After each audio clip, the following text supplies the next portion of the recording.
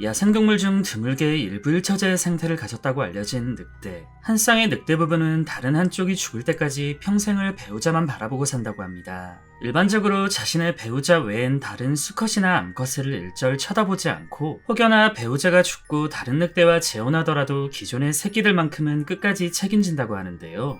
이 같은 특징은 과거 악마라고 불릴 정도로 잔혹했던 어떤 늑대 또한 마찬가지였습니다. 1890년대 미국 뉴멕시코주의 한 마을, 이곳에 거주하던 여러 농장주들은 소와 양, 염소 등 다양한 종의 가축을 늑대들에게 사냥당했는데, 불과 2~3년 사이 사냥당한 가축들은 도합 수천 마리가 넘었습니다. 놀라운 점은 수천 마리나 되는 이 가축들을 사냥한 늑대 무리의 숫자는 고작 6마리였는데요. 이 무리의 리더는 로보라는 이름의 수컷 늑대, 우두머리를 중심으로 무리 생활을 하는 늑대의 특성상 이들은 로보에 의해 움직이고 있었습니다. 당연히 화가 난 농장주들은 로보를 잡기 위해 혈안이 되어 있었고, 거액의 현상금까지 걸어가며 노력했는데, 교활하고 영리한 로보를 필두로 한 늑대 무리는 끝까지 잡히지 않고 가축들을 사냥했습니다. 당시 기록에 의하면 로보의 체중은 무려 70kg에 달했는데요. 평균적인 수컷 늑대의 체중은 기껏해야 45kg 남짓, 그야말로 압도적인 체급을 갖고 있었고, 로보를 제외한 나머지 5마리의 늑대들도 보통의 늑대보다 큰 몸집을 갖고 있었습니다. 그런데 양이나 염소 같은 동물이면 몰라도 소 정도 되는 크기면 위기에 닥쳤을 때 반격 정도는 하지 않을까 싶은데, 좀 전에 말씀드린 것처럼 로보와 그 무리들은 체급은 물론 교활하고 영리한 지능까지 갖췄습니다. 대장인 로보가 빠른 속도로 소들에게 달려들어 이들의 시선을 분산시킨 뒤 나머지 무리들이 당황한 소들을 공격하는 식으로 피해 없이 일방적으로 가축을 사냥했었는데요. 그 와중에 로보 무리는 인간만큼은 절대 공격하지 않았고, 단순히 공격하지 않은 것을 넘어 인간의 사거리 안으로 접근조차 하지 않았기 때문에 수천 마리의 가축이 사냥당함에도 농장주들은 얘네를 포획할 수 없었습니다. 하지만 가축은 곧 재산이고, 재산은 곧 먹고 살기 위한 생명이니만큼 단단히 빡친 인간들은 포기하지 않고 로보 무리를 잡기 위해 별의별 수를 다 썼는데, 일단 첫 번째로는 덫을 사용했습니다. 이들은 일방적인 방법으로는 로보 무리를 잡을 수 없다는 것을 깨닫고, 사람의 발자국을 없애는 것은 기본에 낯선 쇠냄새를 가리고자 덫에 야생동물의 피까지 바르며 철두철미하게 준비했는데요. 정작 로보는 애써 깔아놓은 덫 근처에도 오지 않았고, 애꿎은 다른 야생동물들만 잔뜩 덫에 걸렸습니다. 덫이 실패하자 이들은 두 번째 방법으로 독을 사용했는데, 당연히 이마저도 실패로 끝이 났습니다. 무서울 정도로 영리한 로보에겐 한 가지의 특이한 버릇이 있었는데요. 얘는 자기가 직접 사냥한 먹이 외엔 절대 건드리지 않았습니다. 살아있는 가축에게 독을 발랐으면 혹시 몰랐겠지만 로보는 독을 바른 먹이엔 눈길조차 주지 않았고, 그렇게 두 번째 독작전 또한 아무 소득 없이 끝나버립니다. 덫작전과 독작전이 처참히 실패하자 농장주들은 작전을 바꿔 이번엔 동물작전을 세우는데요. 동물의 적은 동물이라는 생각으로 사냥개 20마리를 동원하여 이들로 하여금 로보 무리를 사냥하기로 했습니다. 이 개들은 당시 늑대들을 전문적으로 사냥하던 개들로 엄선해서 뽑은 엘리트 사냥견들이었으며, 체급의 차이가 있긴 해도 20마리 대 6마리라는 수적 우위를 믿고 이번만큼은 성공할 수 있다는 기대를 했습니다. 하지만 로보를 필두로 한 늑대 무리는 이 개들을 일부러 험한 지형으로 유인한 뒤 하나둘 찢어지게 분산시켰고, 각각 다른 구역에서 각계 전투를 벌이며 농락하듯 개들을 공격했습니다. 20마리의 개들 중 살아 돌아온 개들은 단 6마리, 이마저도 2마리는 겨우 숨만 붙어있다 할 정도로 중상을 입은 상태였는데요. 온갖 수를 동원해도 로보 무리를 잡을 수 없자 인간들은 마지막 희망으로 현대문명의 힘을 조금 빌리기로 했습니다.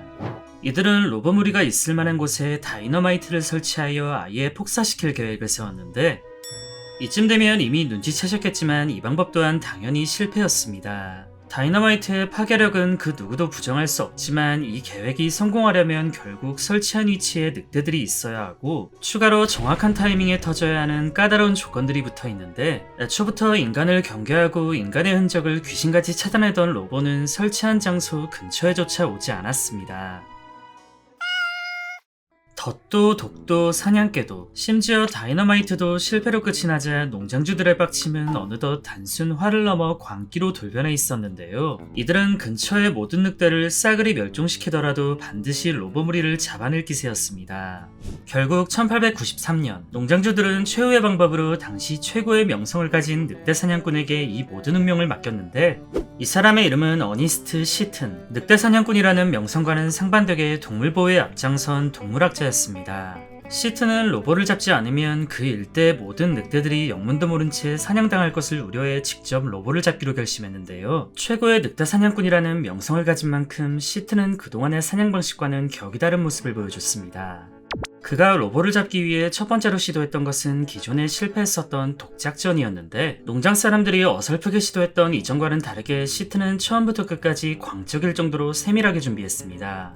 미끼에 사용되는 도구부터 혹여나 사람의 흔적이나 냄새가 뵐까봐 야생동물의 뼈를 직접 갈아 뼈칼로 사용했으며, 작업하는 내내 암소의 피를 적신 장갑을 끼고 입을 천으로 가려 미끼에 입김이 닿지 않게 주의하기까지 했습니다. 이마저도 부족했는지 완성된 미끼에 독을 바르고 자루에 넣은 다음 이 자루를 말에게 매달고 1시간이 넘게 땅에 질질 끌리게 했는데요.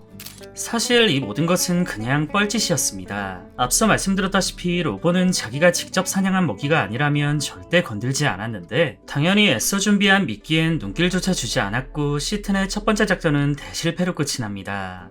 지금껏 만나보지 못한 로보라는 강적을 만난 시튼은 이에 신선한 충격을 받았는데요. 어지간한 방법으론 소름 끼칠 정도로 영리한 로보를 잡을 수 없다고 판단, 그동안 아무도 시도하지 않았던 아예 새로운 방법을 떠올렸습니다. 그는 평생 동안 하나의 배우자만 바라보고 사는 늑대의 특성을 역이용하기로 했고, 로보가 아닌 로보의 아내 블랑카를 노리기로 했습니다. 대장인 로보를 잡아야 모든 것이 해결된다고 생각했던 다른 사람들과는 다르게 시트는 로보를 잡기 위해선 블랑카가 그 어떤 미끼보다도 확실한 미끼라는 것을 확신했는데, 블랑카는 로보만큼 치밀하거나 영리하지 않았고 무리해서 혼자 떨어져 있는 모습이 종종 발견되는 등 은근 빈틈이 많은 녀석이었습니다. 예상대로 허술했던 블랑카는 생각보다 더 쉽게 시튼의 덫에 걸려 죽게 되었고, 로보는 죽은 아내의 사체를 데려가는 사람들을 멀리서 지켜볼 수밖에 없었는데요. 시튼의 생각대로 로보는 블랑카가 죽고 난 뒤 크게 동요하기 시작했습니다. 그토록 치밀하고 냉정했던 로보는 눈앞에 간식을 둔 리트리버 마냥 이성을 잃기 직전인 상태였는데, 로보가 불안정한 상태인 이 시점이 녀석을 잡을 최적의 타이밍이란 걸 직감한 시트는 본격적으로 사냥에 들어갔습니다. 그는 농장으로 이어지는 모든 길에 수백 개가 넘는 덫을 설치한 채 블랑카의 사체를 끌고 다니며 냄새를 뿌려놨고, 동시에 블랑카의 발자국까지 이곳저곳 찍으며 로보를 유인했습니다. 그동안의 로보를 생각한다면 어림도 없는 방법이지만 녀석이 이성을 잃었다는 것에 중점을 둔 도박이었는데, 얼마 지나지 않아 로보는 이 허접한 낚시에 걸려들었고 마침내 포획되었습니다. 악마라는 별명을 가질 정도로 교활했던 늑대치곤 다소 허무하게 잡힌 느낌인데요. 며칠 뒤 로보는 인간들이 주는 먹이와 물을 거부하며 스스로 굶어 죽는 선택을 했습니다. 어찌 보면 전설이라고도 할 수 있는 이 늑대 로보의 이야기는 녀석을 직접 사냥했던 시튼에 의해 책으로 쓰여져 이렇게 세상에 공개되었는데요.